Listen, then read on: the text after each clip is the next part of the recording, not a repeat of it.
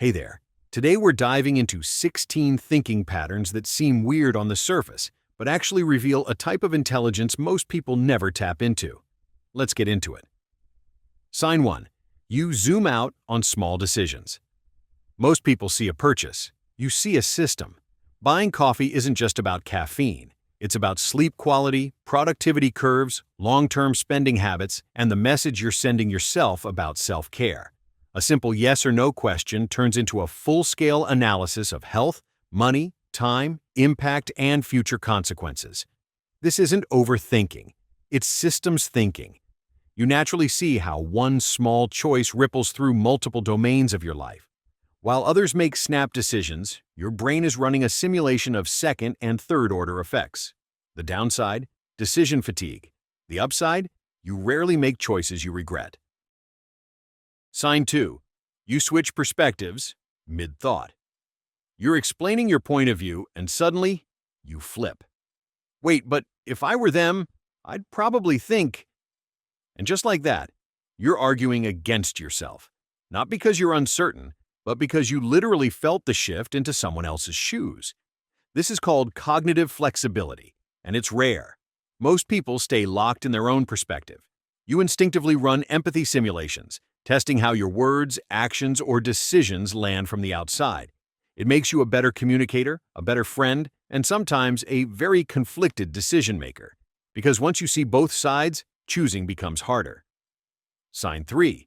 You observe yourself while participating. You're laughing at a joke, but there's a part of you standing in the corner, watching. How am I coming across right now? What's the energy in the room? Am I being authentic or performing? This isn't insecurity. It's meta-awareness. You're simultaneously living the moment and analyzing it. Most people are fully immersed. You're immersed and observing, which gives you real-time feedback on social dynamics. It's why you can adjust mid-conversation, read the room instantly, and know when something feels off before anyone says a word. Sign 4.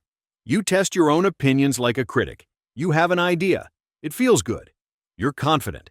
And then, 5 seconds later, your brain launches a counter-argument. Not from doubt, but from rigor. You instinctively play devil's advocate against yourself. Okay, but what if I'm wrong? What would someone smarter than me say?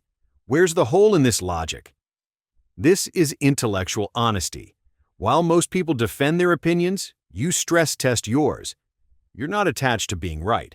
You're attached to finding what's actually true. It makes you slower to form conclusions, but when you do, they're bulletproof. Sign 5. You see invisible rules and want to break them, not to rebel, not to be edgy, but because you sense that the default setting doesn't make sense. Why do we answer, "How are you?" with good when no one actually wants to know? Why do meetings start with small talk when everyone's just waiting to get to the point? Why do we follow formats that waste time? You notice the unwritten scripts everyone follows, and you feel the friction. Breaking them isn't about chaos. It's about efficiency, authenticity, or just logic. Most people follow the rules without seeing them. You see them, question them, and often find better ways. Sign 6. You see everything as a system. Your friend group isn't just people. It's a network of roles. Every group has the leader, the mediator, the comedian, the quiet observer. You see the structure. Your workplace isn't just tasks. It's a set of incentives. People behave the way they do because the system rewards or punishes certain actions. You see the mechanics. Even conversations have patterns. Statement, reaction, deflection, joke, vulnerability, shift. You don't just participate. You decode. This is systems intelligence. While others see isolated events, you see the invisible architecture underneath. It's why you understand why things happen, not just what happens. Sign 7. You replay moments to extract meaning. That pause before they answered, that look they gave, the way the conversation shifted after you said that one thing. Hours later, you're replaying it. Not out of anxiety, but curiosity. Your brain wants to learn. What did that moment reveal? What could you have done differently? What pattern is emerging? This is reflective intelligence. Most people move on. You extract lessons. Every interaction becomes data for future optimization. The risk? Overanalysis? The benefit? You improve faster than anyone around you. Sign 8. You invent mini-rules to challenge yourself. I'm going to explain this concept without using the word basically. I'm going to get through this conversation without asking a single question. No one told you to do this. You just gave yourself a constraint. Why? Because constraints sharpen thinking. They force creativity. They make ordinary moments into puzzles. This is self-directed learning. You don't need external challenges. You create your own. It keeps your brain sharp and makes even mundane situations interesting.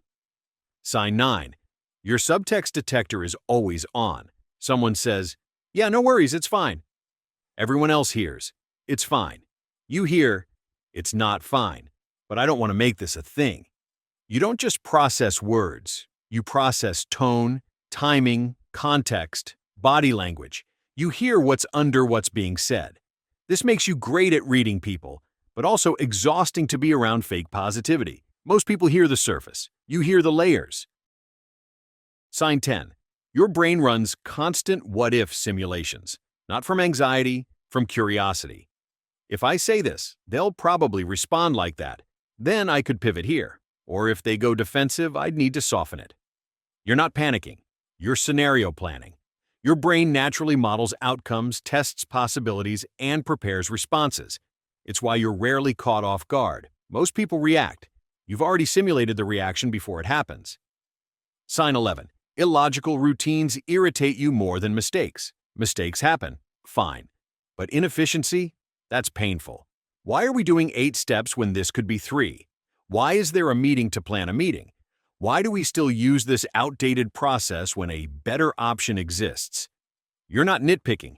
You're pattern matching against logic. When systems don't make sense, you feel the friction immediately. And once you see a better way, you can't unsee it. This makes you an optimizer, but also someone who struggles in bureaucratic environments. Sign 12. You think in frameworks, not opinions. Most people say, "I think this is bad." You say, "What's the incentive structure causing this? What's the underlying mechanism? Where's the leverage point for change?" You don't just react, you analyze. You want to understand the why behind the what. This makes you slower to judge, but far more accurate in your assessments. Opinions are easy. Frameworks take work. You do the work. Sign 13. You notice group dynamics before anyone speaks. You walk into a room and immediately sense it. Who's the alpha? Who's withdrawing? Who just lost status? Who's about to say something they've been holding back? You didn't learn this. You just see it. Social hierarchies, power shifts, unspoken tension. You read the invisible script of human interaction in real time. Most people feel the vibe. You decode it. Sign 14. You get mentally tired from shallow input. Too much small talk. Too much surface-level content. Too many repetitive conversations. Your brain isn't getting what it needs, and it shuts down, not because you're antisocial, but because shallow input drains you faster than deep work ever could. You need substance, nuance, complexity. When you don't get it, your mental battery depletes fast. Most people recharge with people. You recharge with depth. Sign 15. You struggle to explain simple things. Someone asks you a basic question and suddenly you can't answer. Not because you don't know, but because your brain immediately jumps to the nuance, the exceptions, the context, the layers underneath. Words feel too blunt, too binary. You're trying to communicate a 3-dimensional concept in a 2-dimensional language, and it feels impossible. This isn't confusion, it's precision. You see too much detail to simplify without losing accuracy. Sign 16. You rewrite processes in your head. You're following instructions, but internally, you've already redesigned them. If we moved this step here, skipped that redundancy, and automated this part, the whole thing would be smoother. Not because you're a perfectionist trying to show off, but because elegant systems feel good. Efficiency brings you peace. Chaos creates mental friction. You can't help but optimize. It's not a flex, it's just how your brain rests. If this resonated with you, let me know in the comments which sign hit the hardest. And if you want more deep dives into how your mind works, subscribe, because we're just getting started. See you in the next one.